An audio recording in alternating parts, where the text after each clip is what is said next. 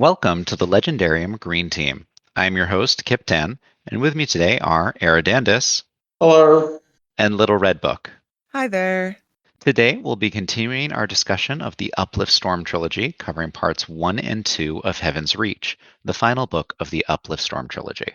We're splitting this book up into 3 episodes. The first will be parts 1 and 2, the second will cover parts 3 and 4, and the final episode will cover part 5 and end with a general recap of the Uplift saga in its entirety. There's just so much to cover in this book that we thought this made sense. Because we're just talking about the first part of a final book, this entire episode will contain spoilers for the Uplift saga. I'll start off with a quick recap of the events of part 1 and 2. We meet Harry Harms, observer for the Institute of Navigation, and the weird dimension of E-space which he monitors. We accompany him back to Kazkark Base, where we finally get to see an outpost of the civilization of 5 galaxies. Streaker plays desperate gambles, contemplating suicide by a recently activated T-point before enigmatic machines and Zhang rise from Ismanudi's chromosphere. Jillian decides negotiation with Zhang might be safer than suicide and gets the Glavers to help.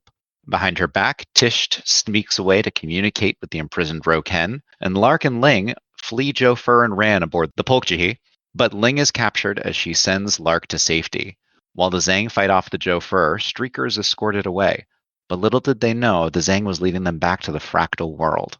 There we discover that Emerson's maiming was much more surgical than it seemed, and the old ones carry the missing piece of his brain, hoping to bargain. Once again, Streaker causes chaos within the fractal world, but this time the damage is lethal. As it escapes, the giant Criswell structure is destroyed. All the while, Dwyer and Reddy bicker in a dilapidated spaceship, but manage to call in one of the machines. Will it eat them? Read and find out. Okay. I don't remember that part. It's okay if you just don't remember. If you can just skip Dwyer and Red. If you don't remember it, it's because it was inconsequential. Okay. I'm sorry. I'll go back to what I said back in Brightness Reef. You can just not read the Reddy parts, and you're going to be perfectly fine. Dwyer and Reddy in these 2 parts of the book were completely inconsequential. Yep. Their little bits were added in so that later parts of the book will make sense. Like there will be continuity of their character line, but I would have been fine not having this section. Not having them in this section at all. It would have been great. So we jumped to that. How'd you guys like the first 2 parts? So, man, there's just a lot of stuff getting thrown at you. Like a whole lot of stuff. And let's start with Harry. Okay. How did you like Harry? He was annoying. His parts were good. I enjoyed his parts, but he himself as a character, not as annoying as Reddy, but yeah. Okay. I did like his war with the banana peels. That was pretty funny. How he was like, just for me, of course, just for me. I have to fight this stereotype every day, even at work, even from the uncaring cosmos. Harry, to me, well, first of all, I'll say that to me, the first 2 parts of Heaven's Reach was kind of a return to form. This book reads much more like Startide Rising or the Uplift War than like Brightness Reef or Infinity Shore to me, in terms of pacing and tone and the number of ideas he starts spitting out at you. Because to me, one of the things I've always recalled about Startide Rising Uplift War is how much and how fast he's just throwing ideas at you, and he's like, I'm not stopping, you just got to keep up. That was the impression I got from reading Heaven's Reach, and personally I like that, and I like that kind of writing. So regarding Harry, I like Harry. I thought it was an interesting viewpoint.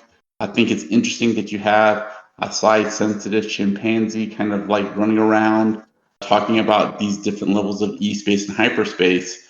The other part that I felt like that Harry represents is a deliberate writing choice by David Brin, because he already has at least 2 other size-sensitive people in this story that he could have used to introduce E-space to us. Tom and Krydecki. And he makes the choice to not use them to introduce an entirely new character for the first time. And I think that's a choice kind of indicating to us that some people are present and existing and some people are not. He then deliberately with Jillian's viewpoint within the first paragraph or 2. Yep. No, this is a terrible idea. No, I'm going to read this. I'm going to read this. Look. Okay. Okay. This is what Jillian says. She's thinking to herself. She's thinking about all the decisions she has to make. And she says, isn't it just like a hero to die saving the world? A little voice pointed out, that's what heroes are for. Yes, she answered, but the world goes on, doesn't it? And it keeps needing to be saved. I think this is David Brin about as clearly as David Brin ever does anything, which is usually not very clearly, That's true. telling us that he has made a writing decision here, and he's not introducing characters that he could have easily used to introduce all these concepts to us, which people we're familiar with. That indicates to us that they're no longer a part of the story. They're not here with us anymore. You can disagree with me all you want to, but I think there's enough supporting evidence at this point.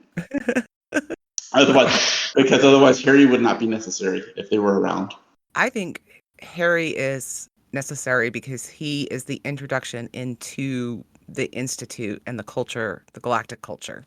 I absolutely agree, and you could have done that with Tom and Krydecki. No, you couldn't have. No, not while maintaining mystery. No. Really, Tom, super action thriller spy, super character dude who knows everything already. But then we would know that Tom is alive. And Brin doesn't want us to know things. He wants us to guess things. And also, he has actually forsworn his loyalties and is actually in that society. Tom hasn't done that. Krydecki hasn't done that. It wouldn't make sense to use either one of them in that part. Well, that's an important part of that personal character and that personal character story arc. Look, and I agree that, personally, I like Harry. I think he's a fascinating character. I like at the same time, he has a level of detachment that we don't normally see in other characters in the story, but he's got his own little side order of contempt for Galactic Society, which I find it very appealing. I just find his whole, personally, I find him very appealing. But again, I think these are writing decisions that David Brin has made to kind of indicate to us that certain people are no longer going to be involved in the story. And I'm not going to talk about it anymore, but I think those are pretty compelling points. We already argued about that. Yeah. I don't think that Tom or Krydecki could fulfill the purpose that Harry is written to provide in this story. I think, sure, they could do fun things in eSpace, whatever, but I don't think that they're already too involved. We need new people to get sucked into this story. And Brin absolutely wants to leave them as a dangling thread. He wants to leave that as an indeterminate dangling thread that we have no idea what happened to them. And we just have to trust I have to trust that Jillian is right. that Jillian has hope, even though at some point she started referring to him in the past tense. I mean, look, some people in that universe believe the Rothan are the patrons of humanity, despite the evidence to the contrary. I am totally fine with you guys. There's no believing evidence. What you want to believe. There's not enough evidence. Okay, that's fine. This is part of the fun of reading the Uplift stories generally, is that you can have a debate like this about any one of a half dozen topics. Both sides are right and both sides are wrong. That's part of the fun of reading the Uplift saga. When I said I find Harry annoying, I didn't mean that. I just mean that he is not somebody I would want to hang out with. Not that he was a bad character or whatever. So that's... It's very similar in my mind to Dedinger's faction. We know that Dedinger at least survived. We know that much. But what we don't know is if he's going to lead a successful religious civil war across the slope. Right. Brin likes us to think things like that and for us to consider all the different possibilities. And sure, I think he definitely says something about Dedinger, and he says something by providing basically the entire rest of the slope, other than these desert nomads, as not really being into the whole burn everything down. But there's definitely factions, and they're strong, they're powerful, they have militias, but overall, and I'm way too off topic. Yeah, we need to keep this tight. I'll say that it is a bold choice by Brin to choose to bring in an entirely new character in the final book of his trilogy. It's a really, really bold choice, and I think only somebody with his kind of... I mean, look, you need to be a really good writer or a really confident writer to even try it, right? So, but anyways, I like the character. Brin at some point said, okay, I have hyperspace levels A through E, and I think I need to show all of them before this book is done. So funny. And E-space has been a little baby of mine that I've been imagining for quite some time, and I'm gonna get it in here. Yeah, I kind of feel that way too. He needed an outline.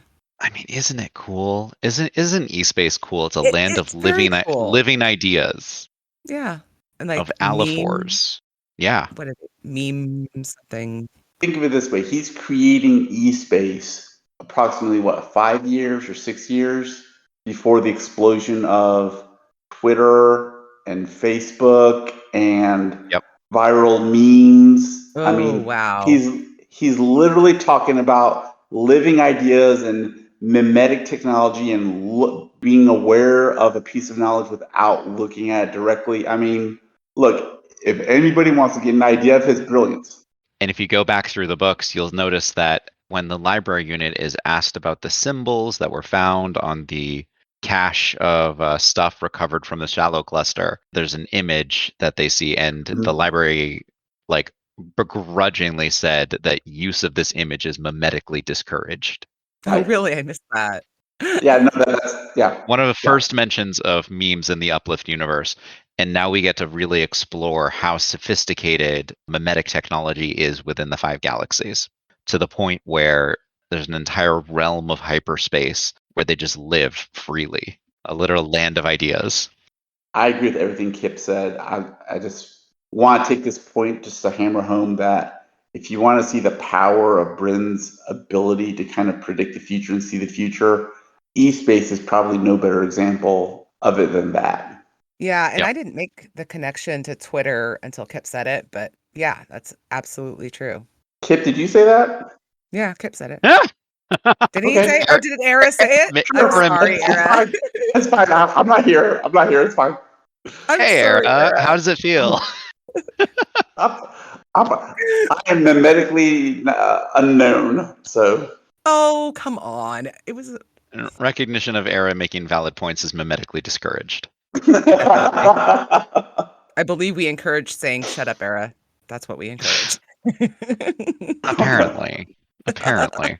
Well, just me. Just you. Just you. I think about eSpace a lot.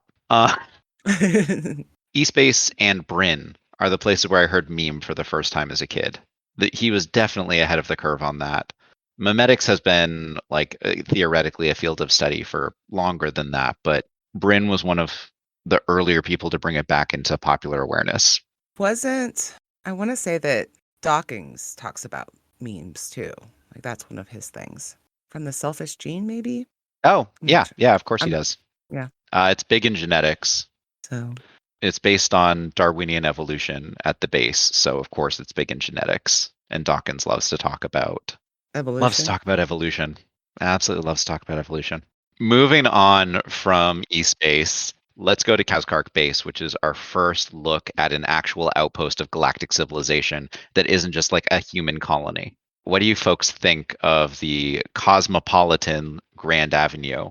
What we learned from Kazkark Base is that the people from the five galaxies know just as little as the humans do. They're just as much a bunch of dumb A's, because you're going to bleep it out if I say it, Kip.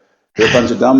They're a bunch of dumb A's who just don't know anything, and they're just a bunch of hillbillies who just try to get along the way humans are trying to figure things out. Except they have this capital T truth with the Galactic Library, and the humans don't. And that's really the only difference between the two of them, as far as I could tell. So I thought it was illuminating because it kind of showed that we spent the entire series up till Heaven's Reach looking at galactic civilization as some huge, gigantic power that can crush humans, which it can. But we look at it in the scheme of the rest of the universe, and they're really like low man on the totem pole relative to the rest of the universe. Yeah. The only thing I would add to that is that I find it interesting that despite the fact that they're supposedly retired, it's known. We're still talking about Kazkark Base. Sorry, I'm getting ahead of myself. I have nothing to So say. was Era, but fine. Let's move on to the fractal world then. Well, Wait, what do you want to say? Okay. I think that Kazkark Base is a lovely little cosmopolitan community, but it's fascinating that the only reason that it's been inhabited so much as it has been in recent years is because of all of the fractious divisiveness of this prophesied time of changes. The only Mhm. reason that the population of the base has exploded into the millions is because they're all there to gossip. The other thing that I really got the impression of with Caspar Base is that galactic civilization is really like an Indian caste system writ large. Because how many scenes? I think there was at least one distinct scene where Harry is like being super, extremely overly servile in a super contemptuous way that completely goes over the head of the alien that he's kowtowing to. And Yep. I love that. I love that both on various levels. So, anyways, Irreverence. Right. yes, And that brings up again how the wolfling races are just different. Like we say snarky things Humor. and yeah, exactly. And they don't get it. It's great. Yep. Humor, sarcasm, irreverence, all of these things define Earth Clan and are almost unknown in the larger galaxy. You know, so that is just something that is so beyond me. Maybe because I'm a super sarcastic and snarky person, but the idea that somebody wouldn't, that they wouldn't use it or they wouldn't get it, I don't know. It's alien. It is alien. It's very alien. But when you've been raised, literally raised to respect the order of the five galaxies, to respect the lines of clients and patrons, to watch all of your steps and your actions, to bring honor onto your clan and avoid dishonor, there's not a lot of room for humor in that. It's just servility and docility and maybe ambition and arrogance, but there's not a lot of room for humor. Hmm. but there's a historical analog to this. So, for example, do you know what the Romans would call people who were not Romans, or do you know what the Chinese Empire would call people who were not part of the Chinese Empire? They'd call them barbarians, and Yep. that's the equivalent of what's going on here. If you are not part of galactic civilization, you are quote a wolfling end quote. Like just putting them in this one box because they don't have the capacity to see themselves as anything other than the superior civilization. Uh, that's that is something that is universal in human culture, I think. The branding of the outsider. But anyway. In authoritarian regimes, you often don't see any sort of like place for freedom of expression of humor. Not officially, anyways. That's true. Not in public. And with distinction. Okay.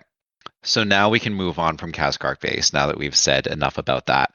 Let's go to the two other orders of life that we get to see for the first time, the Zang and the Machines. How did those strike you?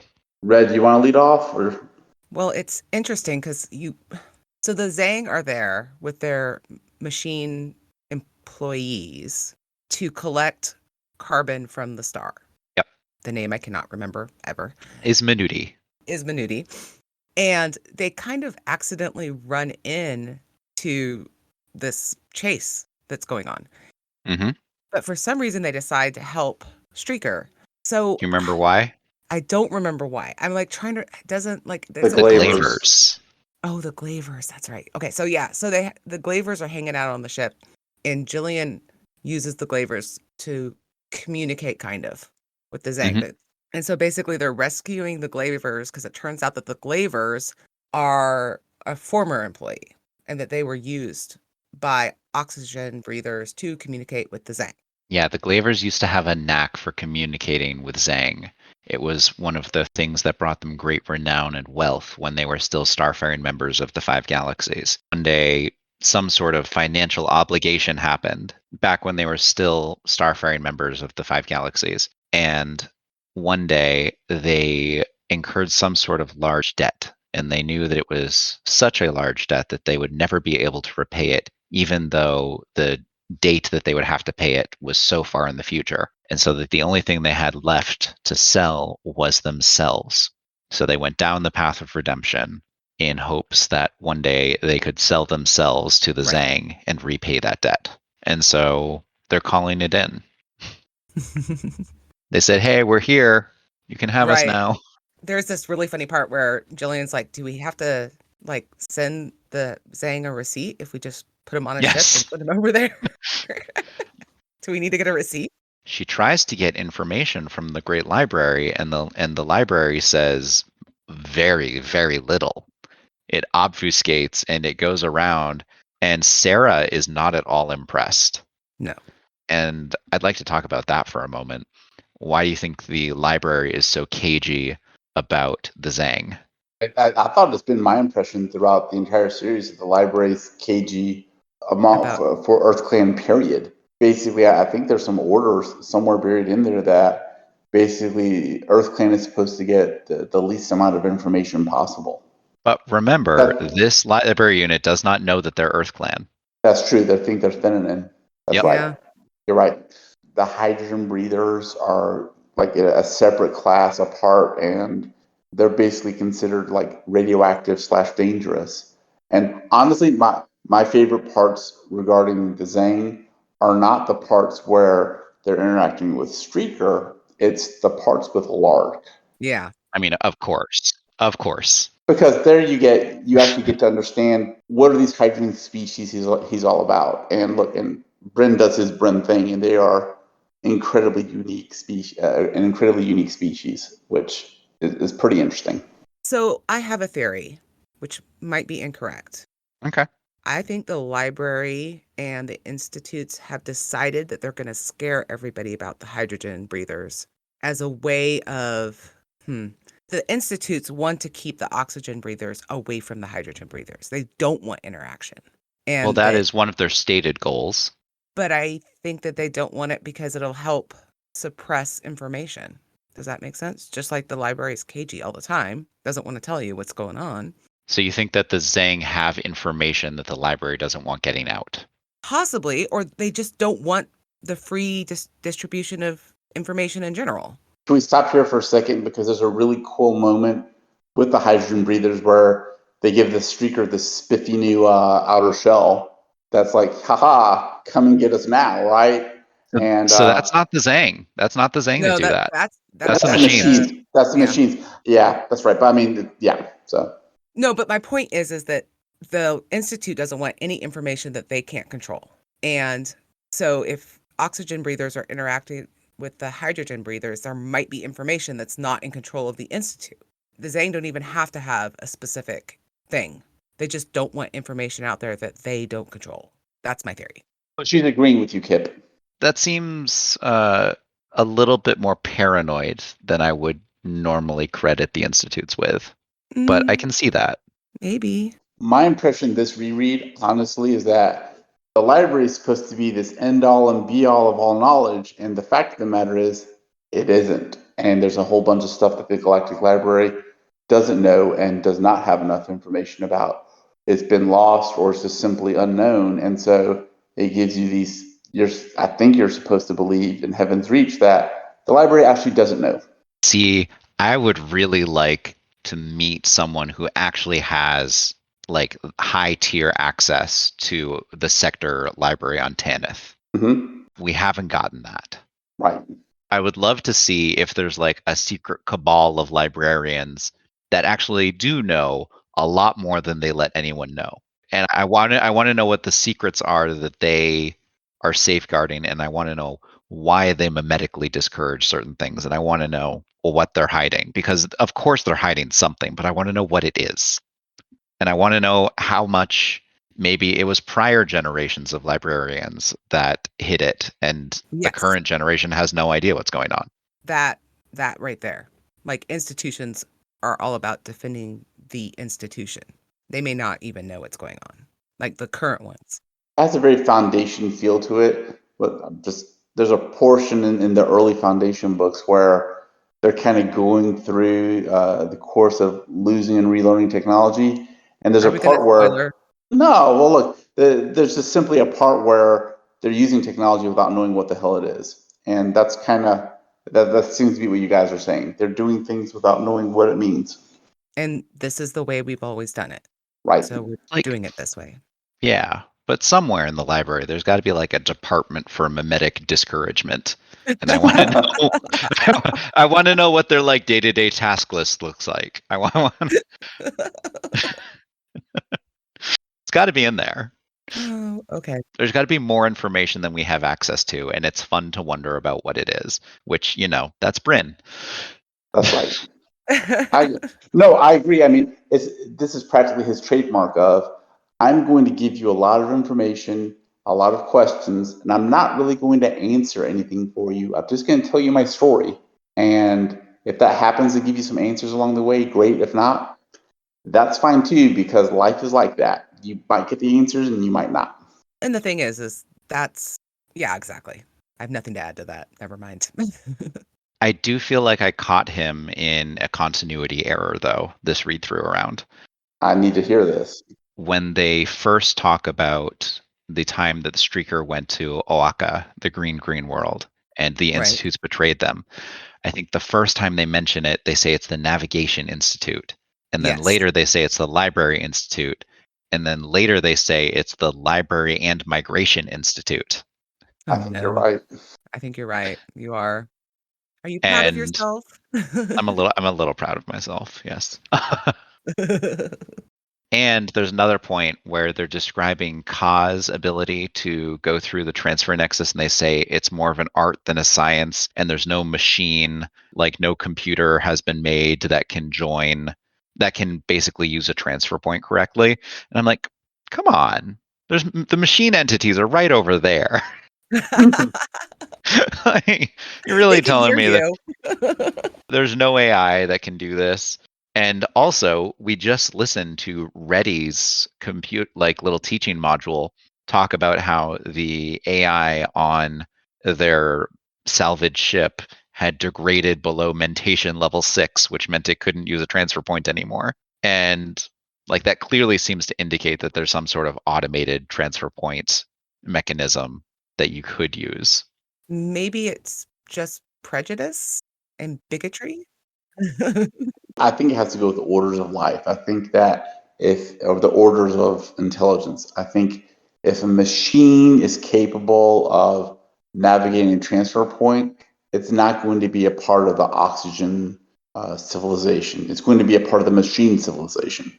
Yeah, but I think that's disproved by the salvage ship, which was an oxygen ship because it was clearly built with life support and nutrient pacemakers. And I still think that salvage ship required some type of organic interaction to be able to engage the transfer point. I think I'm going to go with Era on this one. Yeah, I think that they have AI, but it's not powerful enough. And if something got AI enough, which the NIS machine is getting really close to being, for sure. I think the implication is there's a level of sentience that's required to be able to navigate the transfer points. That's what I think that the end goal is. It's not that you have to be organic. It's that you need a certain level of sentience. I think there's a level of sentience to navigate a difficult transfer point. Maybe. I'm just saying that I think if we had that, our AI would abandon us if it got that sentient, if that makes sense. But on that particular point, like the description and I do like how it shows how awesome of a pilot Ka is. And then it kind of makes me think back to Kiparu and go, well, if Ka is the second best, how incredible was Kiparu, right? We never get to see that, really. No, we don't. They do mention that Ka shattered a million-year record once. Right. And it wasn't necessarily because he was more capable, but it was because he was more flamboyant and lucky. Well, he was more daring. He was more willing to take risks. Yes. Yeah. A riskier, more flamboyant pilot who nevertheless did that classic sci-fi trope. Did anybody else notice this? Where the display consoles on the bridge started shooting out sparks and flames? Yes, I did. Which makes no sense, but it keeps happening. They had to get fire extinguishers to the bridge. I think Red would enjoy this one callback. When they talked about he broke this million-year record, I couldn't help but think, oh, so Ka's Maverick and Kiparu is Iceman from Top Gun. Or am I the only one who got that? I did not get it because I've only watched Top Gun once in my life, and it's not like something I watch a lot of, but yeah, now that you say it, I get it for Well, sure. Ken, if you're listening to this, I hope you appreciate it. So He did like the Earth Tanith run or something in only 5 Mictars. yeah, I I was gonna go with thought of him as like Kavi. Han Solo Exactly, that's where I went. yeah, Yeah, Han Solo. because Mictars are a unit of distance, much like parsecs are. right. I mean, both of them involve singularities, didn't they? They Yeah, Wow. did. it Hmm. did. Yeah, Brin just sneaking those little tidbits in. Okay. Indeed. So we've gone on to our first 2 orders of life, and let's go on to the next one that we get, which is the retired order. Era, you've Uh, already talked about this. You've already said how they compare like another ants to mountains explanation, much like how Earth Clan was to the 5 galaxies in the first place. mhm. How cool is a Dyson sphere? I was about to say, Red apparently had a lot to say, so I'm going to be really interested to see what she had to say about the old ones. About the old ones. The old ones are so, like I said, they pretend to be uninterested, but they really aren't. They are willing to intervene on behalf of their grandchildren, so to speak. Yep. When you poke their grandkids, they come to the rescue, kind of, or if you poke them, I guess. And they're pretty evil. They're pretty evil, guys. I I, want to I, say one thing here. okay. I want to say that it's very important to remember that we get information in the Joe Fur points of view, where specifically from Ewasks, where he notes that most of the population of that Chriswell structure had Hmm. already departed. They'd already Yes. left. Yeah. And There's like, so it's very possible that most of the people who were left were just the fanatics, and yeah, that's the fair. people who remained are the fanatics, and the people who left are people who had no Weren't tolerance for interested. that. Right, right. Yep. That's fair. In fact, as Streaker is flying away, there's also a bunch of people that are fleeing that are old ones. Yep. There's a flotilla of retired ships. Right.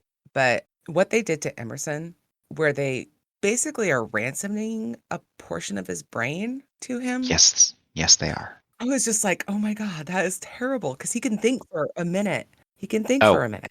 this is what I needed. When they said they ransomed his brain and he was their backup plan, Right.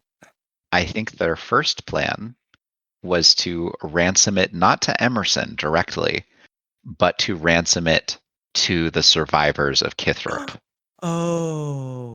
Oh, wow. Huh. What do you think, Era? Oh Or, no, it's interesting. huh. It's an interesting point.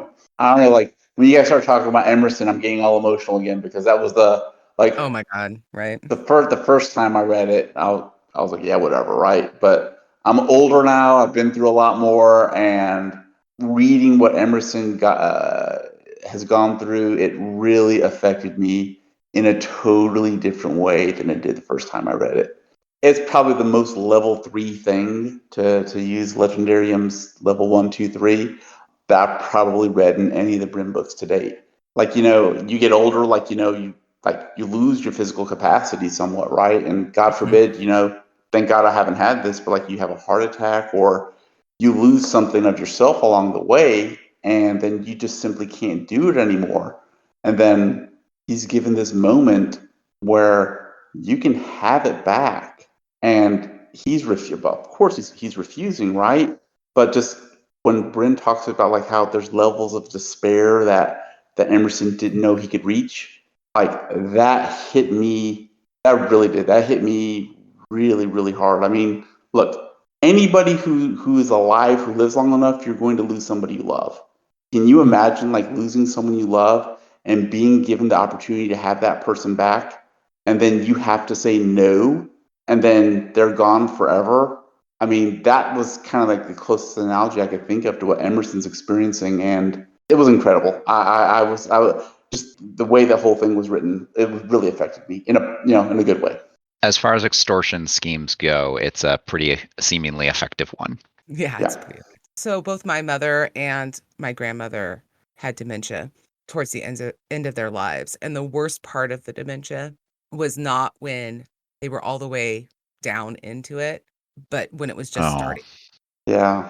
Does that make sense? So like Yes, it 100%. does. Yeah. when they were aware that they were losing it, or they would have a Yeah. moment of clarity and they'd be like, oh my gosh. I remember my grandmother saying to my mother, I think I have Alzheimer's. Oh my God. And turned out she did. Mom didn't have Alzheimer's. She had just other issues. But yeah, so that's what it made me think of. So I might have cried again. Yeah. Yeah. No, I The mean, word like, despair. I mean, it's the thing I fear most in my life is yeah. losing my mind.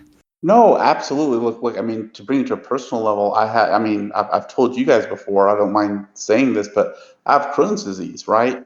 And the first time I found out I had Crohn's disease, when I was in the emergency room with a hole in my stomach, and they're like, we have to do an emergency operation on you. You might not live, Oh, right? please. Oh my God. Ooh. So I had that, right? And I come out of it. And before, like I was Mr. Athlete, and I would go work out and do all these things. I come out of it with like a bag and have to like work my way back to being able to be normal again. And I've never really been able to, my physical capabilities have never come back to 100%.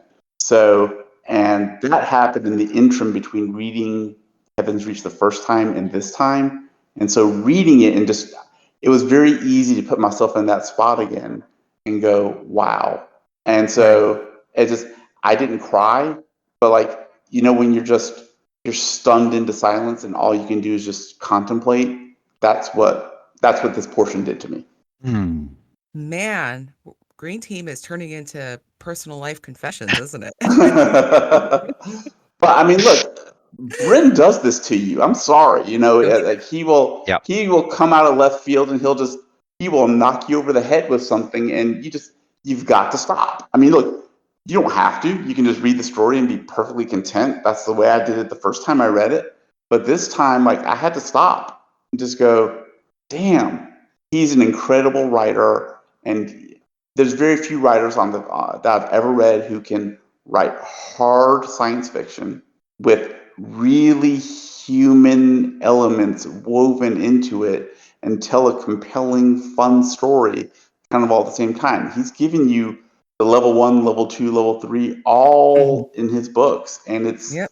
it's an incredible feat of writing. And so now that we've been all downer, once again, this book has lots of fun space chases that are really cool and fighting. I want to continue on this point that LRB brought up and that I am now using to refute Era's idea that the Kithrip people died. So Okay. let's We're going let's back read to some that? let's read some quotes here. Okay. We did not destroy those portions of your organic brain. We borrowed, took, expropriated a few grams of tissue for use in a great goal. Our need was greater than yours. And then, in fact, we desired/needed the tissue itself. If truth be told, it seemed far more valuable to us than you were ever likely to be as a whole entity, although it might have been better if you were of a slightly different species. But we had physical possession of just one earthling, so it was ordained that you would be our donor. Ooh. And Yeah. then some of us still have faith/confidence in that plan, though it was at best always a gamble, an attempt to bribe one who was far away from here. Ooh. I like this. I like this. So I think they wanted a dolphin language center to replace Krydeki's missing one and then get the location of the shallow cluster out of him. Never I think know. this We will never know, will we, Kip? We will never know, but I think this is the clearest that we get from the old ones, at least so far. So again, I want to come back to, we mentioned this at the beginning of the podcast, and I think it's worth hitting the point now. This thread is left unanswered, and I can argue from the book points that prove my point, and Kip can argue points from his book that prove his point, and we're both right, and we're both wrong. And that's the beauty of reading this story, is that you can read it and get your own story out of it, and then the person next to you can have a completely different interpretation of it, and it'd be just as good. So I love that. Number one son has not read as far in the series yet, but he's on your side, Era, just so you know. You have a Well, I smart never son. liked him anyways. Your son sounds like a really, really smart kid. So. Okay. That's We a beat good that kid. dead horse. It's an excellent point, though. It's an excellent point. It is. I like it. It's something I noticed this time that I'd never noticed before. So You wouldn't have noticed if I hadn't pushed you, huh? Yeah, sure.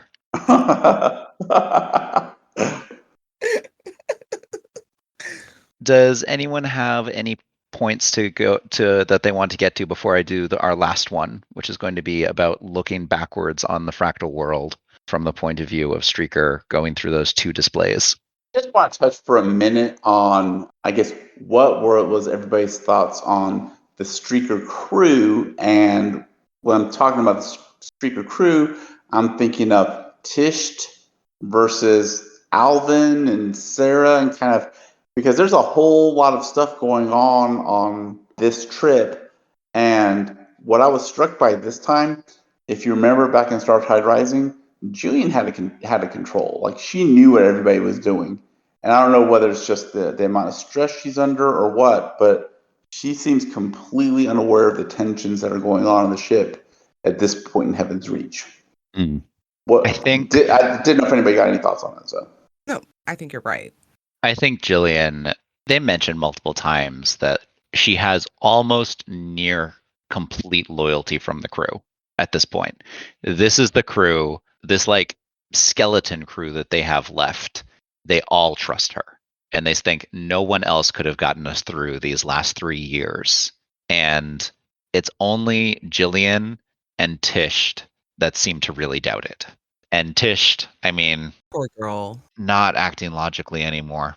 No, she's back in her little cult. And I mean, she's seeking the safety and comfort of religion. Right. Well, yeah. That's fair. I mean, and if you look at it, Brin is retroactively saying Heaven's Reach, she's always been this part of the Danakite religion, right? Yeah. And she's falling back on it, I guess, at this point in times of stress. So I mean, it's not an unreasonable stance that Kip is. I mean, she knows she's committing treason. She knows that. Yep. She does, and she feels bad about it. And she does. Originally goes to see the Rothan and like, well, you were doing this and you were doing that and you were doing this. And then the second the thing comes over, whatever, it's like the rocket, I don't know, whatever, And she thinks about all of her doubts. She thinks about all of the stories that she's gotten about what the Rothan did on Jijo and how they were criminals and how they sold out Jijo to the Jofur and how they were complicit in the potential extinction of the Jikek. And then she sees his face, and it's the same one that was she remembers from her childhood, and she just decides to stop thinking about those critical thoughts. So I'm wondering, is it actually the same Rothan? Is it like the same person, or is it just? She says it is. Yeah, I think that was my thought. Yeah. So I had a thought. Okay. The Dolphins are already considered the most skilled pilots, and they've been flying for not that long. Mm-hmm. Not very long at all. This is the first independent Dolphin ship. Right. And how cool is that? I just love that part, that the Dolphins are the best pilots. I mean, honestly, it makes me think that the rest of Galactic Civilization is sucky pilots. Well, also... No. Because here's the point that what it made me think of is, oh, look, here's a whole Galactic Civilization who's just literally relying on this library, telling them, here, do X, Y, Z, and you will get A, B, C as a result. So humans kind of figured out how to do stuff on their own, and then they have these dolphins, and they say, fly. And they do X, Y, Z and come out with A, D, and Q. And all of a sudden they're going, oh my goodness, look at this imagination and creativity and all the stuff that just doesn't exist in Galactic Civilization. Well, I don't think your point's incompatible with mine. Dolphins evolved in a 3-dimensional world, like in the ocean. They can go up and down as well as back and forth, which we didn't evolve that way. And but we met the Gubru who can fly. True. That's true. And we met the Brothers of the Night who are basically squid. Yep. Okay. That's right. I forgot about that. Anyway, but I think that's part of why dolphins are good pilots. Oh, it's undoubtedly part of why they're good pilots. They're capable of, like, dolphin brains are much larger than human brains, for the record, but a lot of it's devoted to echolocation. Yep. and sensory information. And we get glimpses of that in Infinity Shore when Ka and Peepo are together, and they're like, we don't have to be nostalgic about or like look backwards at places that we've been, knowing that we're saying goodbye to them, because we will always carry these sound images of the places in our minds, and we can recreate it perfectly from memory wherever we go. That was cool when they did that. That's a very cool thing. Yeah, definitely. I like how Brin describes dolphins. Dolphins are at their best when they're dolphins, and they're at their worst when they're humans, right? Right. Or Which is why I sort love of. Ka going through Transfer Network. Okay. I love Ka being a pilot. Yeah. Okay, last scene that we're going to go with. As Streaker departs from the conflagration of the Criswell structure and the destroyed fractal world, there's two views of what they're leaving behind them. And one is the light in normal space, and it shows them effectively going backwards in time. They see the Criswell structure putting itself back together magically. And then another is through sea level hyperspace, where every time the ship dips in and out, it gets information for each of them. And the sea level hyperspace one shows this probability description of what's happening at the fractal world. And so it seems to shift as it gets destroyed. And like what seems to be one destroyed section over here might suddenly shift to be over there at the next moment, because it's all just probabilistic. And so we never actually get a full accounting of what happens. We just get a near certainty that the habitat has been destroyed. And it's interesting that most of the crew are looking at both of them, but specifically notes that two of the members, Jillian and Sarah, are only looking at the hyperspace one. Mm-hmm. And I think it's great that it shows that those two members of the crew have no concern for the past. They only care about the now and the future and what's going to happen to Streaker. And I love that for both of them. I What do you agree. guys think And about that moment? That awesome sci-fi moment. no, that was awesome. I'll also say that you got to see most of that through Alvin's point of view, right? Right. Mm-hmm. And Alvin shook, right? I mean, he really is. He's a kid. He's seen like all this massive stuff going on. He thought he was originally on a suicide run. He kind of accepted that, and then he got this chance to live, and then he's seeing all these trillions of people being destroyed.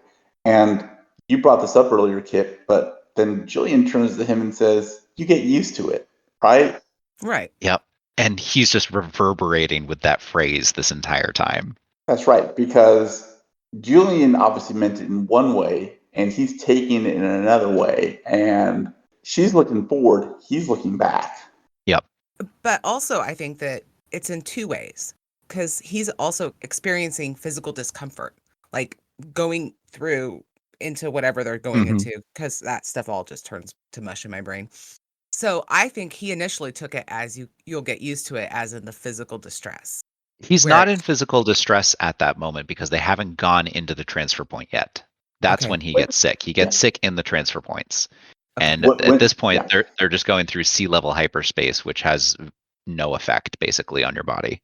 No, Okay. when she says you get used to it, he's looking back and seeing the fractal world being reformed. At the same time, he's aware that the fractal world is getting completely destroyed. Jillian Okay. is only looking forward when she tells him, and so she's only seeing, "Hey, look, this place is probably toast." And Yep. her response to him Yeah. is, Yeah. "You get used to it." Okay. I must have conflated the two in my brain because I was trying to finish up the second reread, and so Yeah. It's a really powerful point. Go ahead, Kip. She is looking forward, and that's her job. That is absolutely her job as the captain of this vessel. She has to get the most up-to-date information and can't waste any of her time on looking at what the fractal world looked like before it was destroyed. But Okay. he is the chronicler of this story, and so he needs all of the information. He needs a high-level overview of everything. He Huh. doesn't need to know necessarily what's coming next. He just needs to write it down as it happens. And so he needs to write down the story of both of these screens. And that's his job. His job is to take in all the sides of this. And I like that for him too. I do like that he seems to be the one that's the most affected by this, right? Because his friends are varying degrees of unaffected by what's going on with the fractal world. And honestly, it makes They he think may it's not be, cool. yeah, he may not be completely a Schumacher, but he's the most human point of view that we get, like from at that point in the story. Yeah. You have to look at the races of each of his friends. Right. Because both the Qhins and the Urs are high K organisms that don't really care about large loss of life because it happens in their life cycle naturally. The Gekek are a race that's almost extinct across the galaxy and have grown up with this sort of fatalistic sense of self anyways. And then these humans, they're all used to it. Slash Sarah is just looking forward to the future and trying to help out. And Alvin knows that he can't help, knows that he doesn't have advice that he can give about strategic planning or hyperspatial maneuvers. And he laments that, but he does know that he can tell the story. Right. So I was going to say, interestingly, Ewasks, is that how we decided we were saying it? Ewasks. Yeah, Ewasks. We, they, whatever, within the rings, there are rings that are mourning the loss of trillions of lives. And the Master Ring is like, don't worry about it. But the other rings they were having a discussion about it. So he's actually the one that is the second most affected. Yep. And I found Although that very fascinating. There's a very cute little moment where the Master Ring is contemplating the worst that could happen, and it's like, I could be disassembled and Right. mulched. and then he's like, I sense that some of you are not appropriately upset about this idea. Right. And then he's like, oh, my wild Trekkie rings, you're so much better at sneaking than I am. Help me sneak away and hide. I was like, this is quite the turn. Yep, exactly. Now Ewasks is on the run within his own ship because his captain Stack is dead. Yep. And the other Jofer want to kill him. Mm-hmm. Anyway. And we can just hope that they forget about him. Yeah. So thank you everyone for joining us today. Thank you, Era. Thank you, Red. You can join the conversation on our Discord, Reddit, Twitter.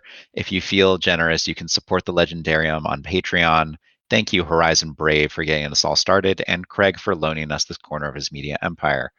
Our intro and outro music is Galactic Damages by Jingle Punks. Thank you, everyone. Goodbye. Good night.